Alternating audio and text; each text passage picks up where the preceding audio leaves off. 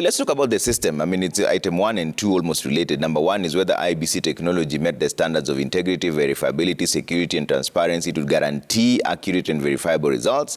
And number 2 is whether there was interference with the uploading and transmission of Form 34A from the polling stations to the IEBC portal. Let's just stop there for a bit. There are already 2 rulings that were given in relation to that. Number 1, check 15 polling stations and counter-check whether the numbers correspond to the numbers that were uploaded.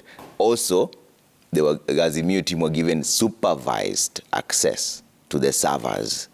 Isn't that where now the rubber meets the road, when this is eventually ruled upon? And 15 polling stations, is that representative enough out of 290 or 291 if you include the diaspora votes? The threshold in any legal proceedings is whoever asserts proves. If you make an allegation, then you have to prove the same. And in election petitions, it goes further. If you're saying that there were malpractices or irregularities, you have to particularize where that was. This is just big English to say you must tell us where the problem is. So if you tell us the problem is in this white cup, then we go to the white cup to look inside and see whether there's a problem. So the picking of those 15 polling stations was not random.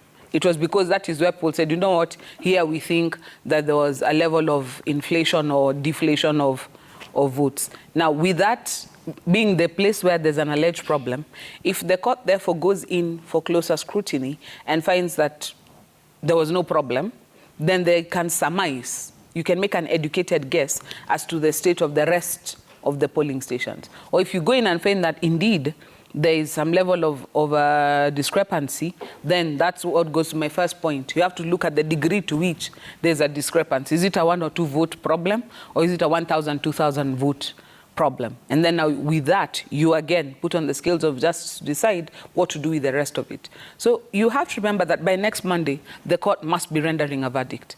They don't have the luxury of going through every single thing at once.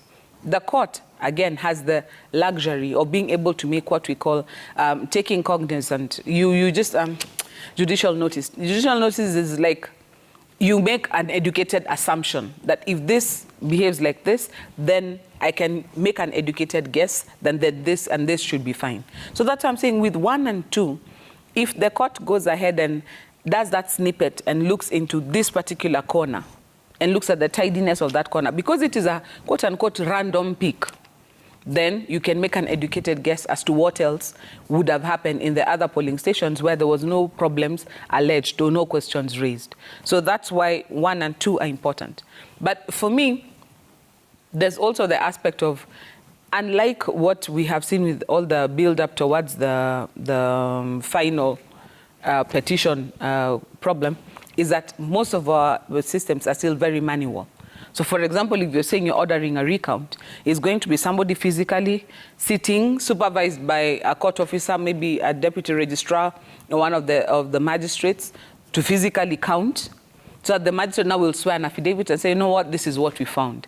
Now, based on what they find, then again, they physically have to compare with what the Form 34A is. So now they look at what was transmitted, then now they do these audits. But all these things, at the end of the day, is just trying to test the veracity of what we have.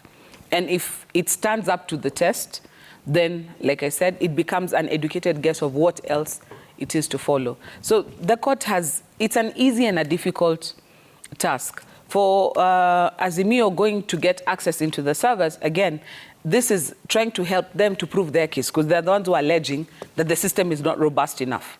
So if you're told, okay, fine, we're not giving you the credentials to log in, but here we log in, okay, fine, you go check, see what, if you can find what you can find, then it helps them either to prove their case, or they realize, oops, we made an allegation, and now we can't prove it, and they have to go back to court and say, you know what, yeah, we checked, and maybe we didn't find what we thought we were going to find. Okay. So all this goes towards enhancing the quest for the truth. Yeah.